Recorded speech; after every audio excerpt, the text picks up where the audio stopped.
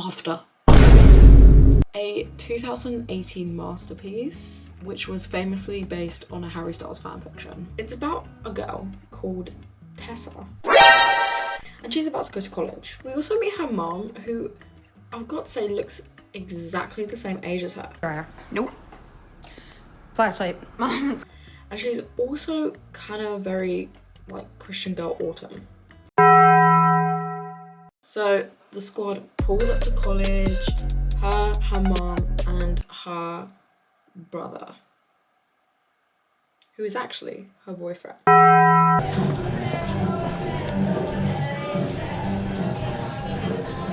Hey. Hi. They do look really related. I think it's the hair colour and just generally their vibe, but they are siblings and you can't really convince me otherwise. So when she gets to her college, she meets her roommate Steph, who is Christian girl mother's worst nightmare. She's gay, she has pink hair, she vapes, and she talks about doing illegal things. So naturally, mum girly is not happy and she's like, no. From this, she kind of walks out and we immediately understand her mum is serious, side part, strict girly. So she's unpacking lots and lots of books in her room. Who brings books to college? Me? I guess. The bookish vibe. I like that. What does that even mean? Like, oh, you can read? I like that in a person. So she is in the college and she goes to her first class and she meets someone called Landon, not to be confused with the famous places that aeroplanes get back on the ground. She goes to the shower and she comes back and this mysteriously tall British lad is residing in her bed. And we can see that he is also literate. So throughout there's like quirky music in the whole scene. Excuse me? I think that you're in the wrong room. I'm in the right room. If you change that for more sinister music, it is 100% a clip from like a horror film. How did you even get in here? Okay, can you please go out into the hall so I can get dressed? Don't flatter yourself. I'm not looking. So the gay one influences Tessa to come to a party with the whole gang. It's time to get lit. So the gang is getting lit, playing truth or dare, you know, like the edgy kids do. Girl gets dared to kiss the British man. I dare you to make out with Hart. She won't do it. He's doing his whole like Deny, bro. and she just is like, nah. I'm done playing this game.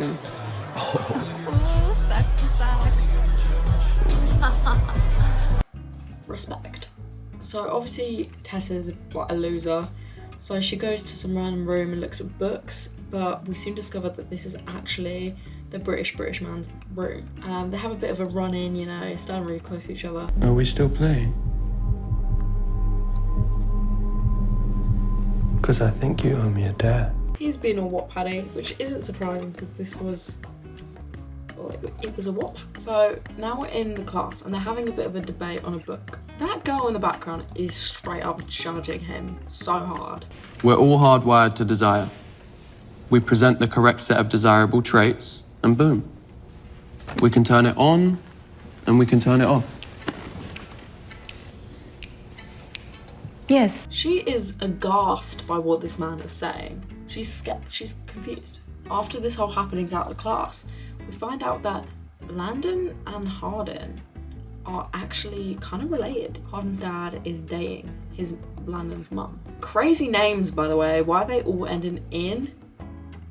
So a bit later, we're in a cafe and we see Hardin there and he is like, I want to be friends. I want to be mates. I want to just be chill and like be slaying. He's like, if we're going to be besties, I need to show you my favorite place. And this is so me with Taco Bell because that is my favorite establishment. So he takes her to a nice big lake as you do, and it's swim time. I don't know if this is just me, but every time I see a body of water, I think there's for sure sharks in there. Even pools, I will be in a pool and I will constantly looking down thinking that like like my shadow is like a little shark at the bottom. I'm terrified. So I would not go into the water. I would decline the offer because I would just be absolutely shitting it the whole time I was in there. There's also crocodiles like in certain places, so you've really got to like be careful because you don't know what's gonna like eat your legs or whatever. Hold your breath.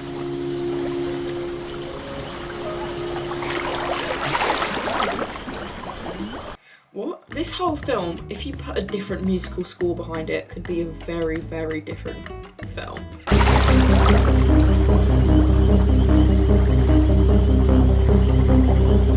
So they're having din-dins and the friends walk in and the whole mood kind of changes. Like before it was really like cute, like we're having a good time, we're flirting vibes, and then it goes really serious. And we're also revealed around this time that Hardin is not a dater, he's not a date, he doesn't do all of that, he likes to be easy and be breezy. Her brother boy, Noah, pulls up with the craziest bouquet I've ever seen. Is like, I'm here to visit. And together they go to a party that evening and Hardin looks so emo. I've never seen an emoer. And then he just starts beating up one of his literal friends over not even like that big a deal or reason. No.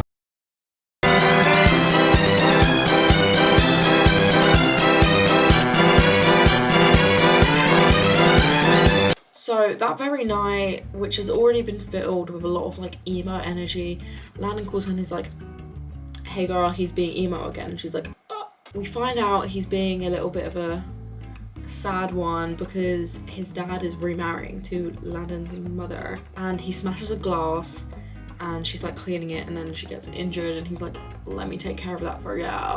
While this whole altercation is happening, he's suddenly like, yeah, I actually want a date now. I am a date, I'm a date for, I want to be a date. So she accidentally oversleeps at Hardin's, you know, cheeky house.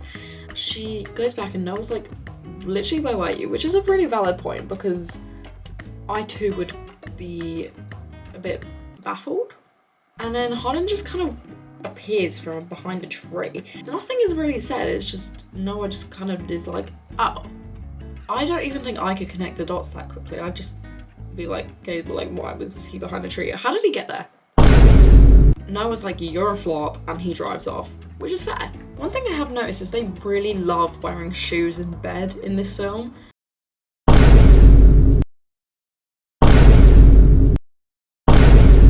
In so many scenes, been wearing like outdoor shoes in bed. I won't even wear outdoor clothes in bed.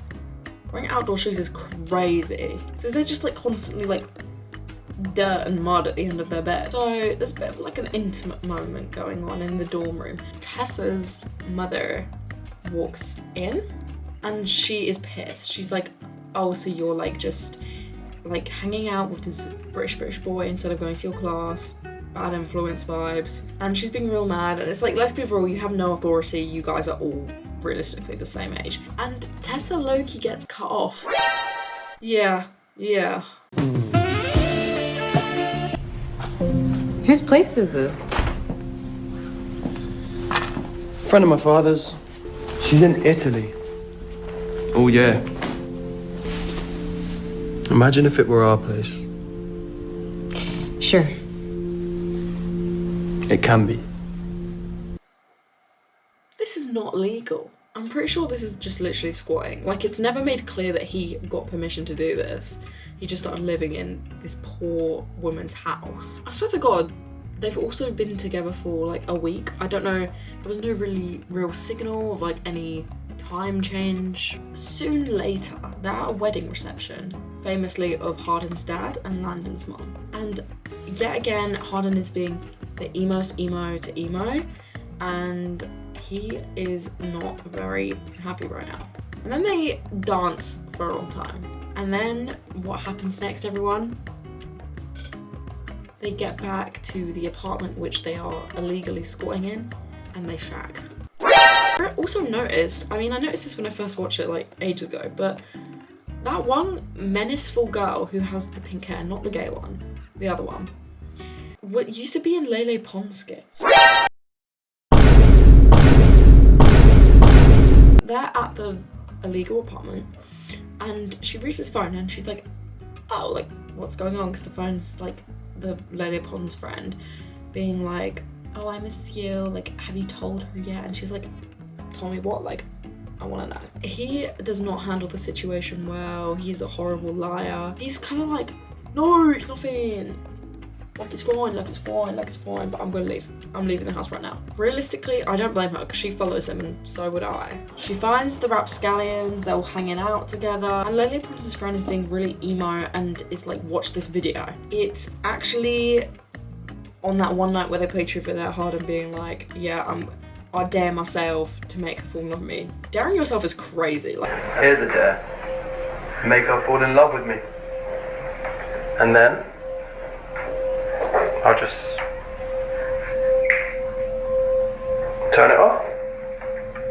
there was no real, like, need to do that. They have a big, fat rain scene argument, which goes crazy in the way that it's raining and they're outside, but they are not actually in the rain. That was all before. Before what?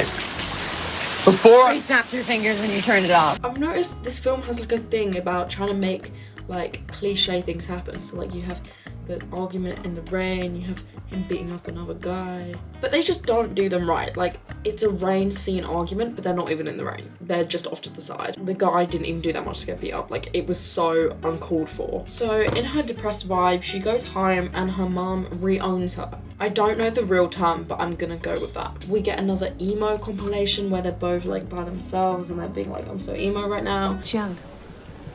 This is what Hardin turned in. I think it was actually written more for you than it was for me. Why would you do that though?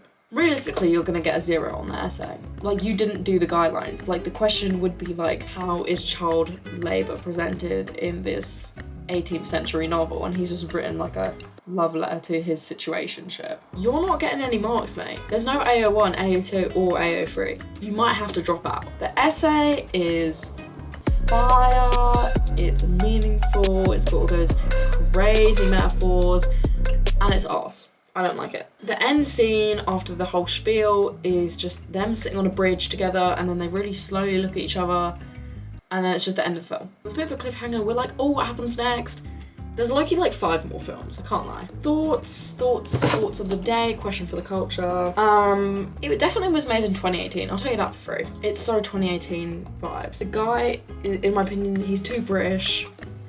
For some reason, there's loads of people with pink hair who seem to be causing like drama. I don't know if this is like an anti-pink hair film. They're trying to like be like, if you dye hair pink, you become like a horrible person or like a gay or whatever.